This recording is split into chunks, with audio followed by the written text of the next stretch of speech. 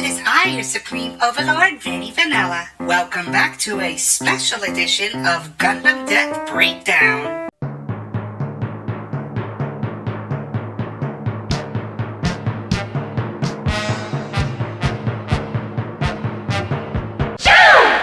I didn't expect to do a breakdown video like this before, but here we are.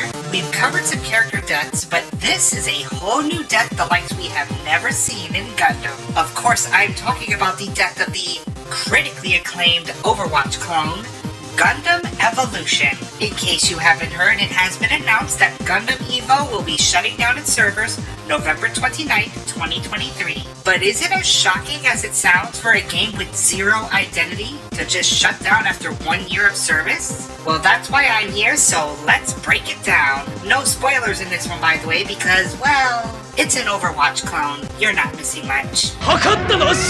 So Gundam Evolution was a team-based shooter that debuted September 21st, 2022. It's just like Overwatch. 2 squads with 6 players vying for supremacy in various game modes. No campaign mode, no PvE, just straight up PvP. The game had a surprisingly decent cast for mobile suits, albeit your nameless pilots are never seen. Still, the voiceovers for each pilot were very well acted. As for the mobile suits, you had the Pale Rider, which is just your Soldier 76, RX-78, a Zaku, which played like Tracer, Gundam Barbatos, who was, I guess, your heavy-hitting melee class, the Sazabi, the Mathis, the Gym Sniper 2, Ashimar, Dom Trooper, Turn A Gundam, Gun Tank, and of course, one of my favorites, the Gym.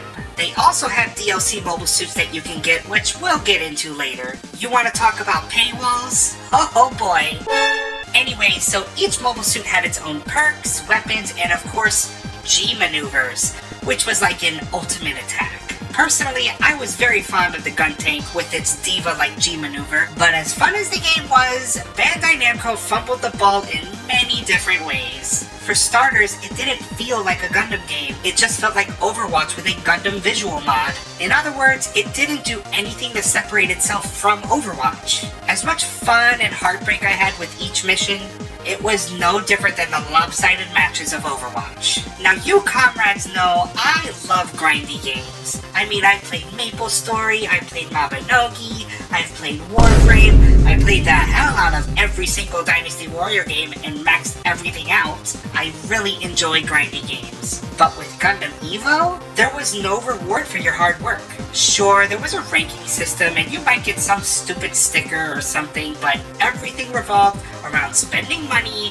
for those loot boxes or buying a mobile suit. You want to talk about pay to win? Get a load of this. Unicorn Gundam not only has a high DPS beam Gatling gun, it also had an area of effect heal along with defensive boosts. Now granted, only one person can be Unicorn, but many times, at least with my experience, whoever holds the unicorn wins the match. Another issue was the half-hearted attempt at selling this game to people. Not once from start to finish did I ever see an advertisement for this game.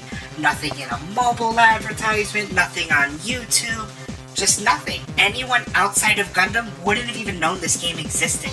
And yet somehow at the peak of this game, it had over 50,000 players at launch. And now, as of the making of this video, it's dwindled down to a little more than 400. Now granted, the game did have a rough launch, though nowhere as rough as Gundam Battle Operation 2, which still maintains between 2,000 to 6,000 players. Executive producer Kazuya Maruyama said that he wanted to create a title that brought FPS fans and Gundam fans together, but is that really what the final product was? An Overwatch clone that was way too hard on monetization and less about content. Gundam fans enjoy customization. They enjoy the feel of being in a mobile suit. They enjoy the characters of each series. Imagine how it would have been if they had not only the mobile suits but the pilots for each of these mobile suits. Gundam fans don't want skins, they want to paint their mobile suits in so many different ways to express themselves. That's where we go back to my original criticism. It's just like Overwatch. If you want to play Overwatch, then you would play Overwatch. if you want to play an Overwatch clone, you'll still end up going back to Overwatch. It is a shame of what this game could have been, but Bandai Namco reaps what they sow by dropping the ball. And so we say a final goodbye to Gundam Evolution.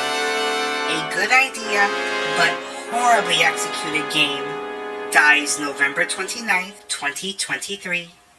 It's the destiny for many games, and I have been on the receiving end before on games reaching the end of service. But why does this one feel so different? Is it because I was so hyped and sold over an Overwatch killer? Is it because of my love for Gundam? To be honest, it's bittersweet because for as much as I enjoyed the game, I did not like that it was a mere copy-paste of Overwatch. I can only hope that Bandai Namco learns a lesson from this, and if there ever is a Gundam Evolution 2, please put more time into it. Make it unique, make it stand out, advertise the hell out of it. A game like this reached its ceiling on the first month. After that, it was a downhill spiral. A good try, but like all things that come to an end, we can at least look back at the good times. Kill confirmed. I got Sazabi. Bye, Char. Oh, well, we got him. Teamwork makes the dream work.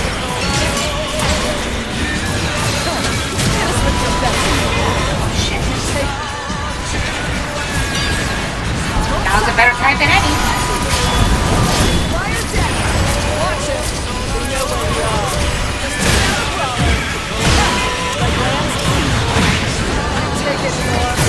Oh, I almost had him. Almost. That's incredible. So, the Psycho-Frame Resonance just heals everyone around you? Unbelievably cheap.